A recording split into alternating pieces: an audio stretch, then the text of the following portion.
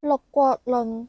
素信六國破滅，非兵不利，戰不善，弊在路循。路循而力虧，破滅之道也。或曰：六國互喪，宿路循也。曰：不路者易，路者喪，蓋失強援，不能獨圓，故曰弊在路循也。循以攻取之外，小則獲邑，大則得城。較循之所得與戰勝而得者，其實8倍。諸侯之所亡與戰敗而亡者，其實亦8倍。則循之所大辱，諸侯之所大患，故不在戰矣。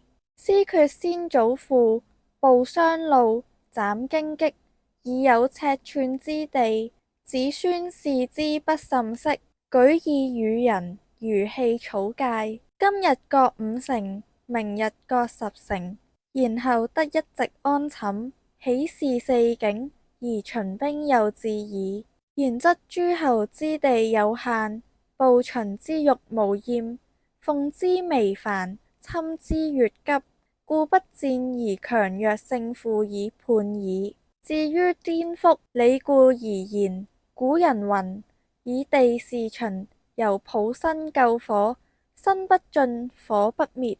此言得之。齊人未嘗路循，終計5國遷滅，何哉？與迎而不助5國也。5國既喪，齊亦不免矣。燕趙之君，始有遠略，能守其土，義不路循。是故燕雖小國而後亡，斯用兵之效也。至丹以荊卿為計，始速禍延。趙嘗5戰於秦，2敗而3勝，後秦擊趙者在，李牧連卻之。既牧以讒誅，邯鄲為郡，悉其用武而不忠也。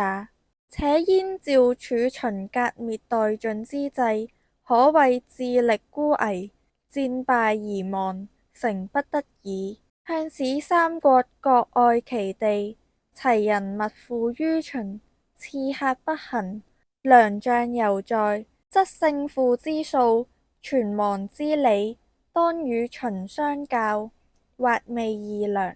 嗚呼！以路循之地，封天下之謀臣，以事秦之心，禮天下之奇才，並力西向，則吾恐秦人食之不得下咽也。悲夫！有如此之勢，而為秦人積威之所劫，日消月割，以趨於亡。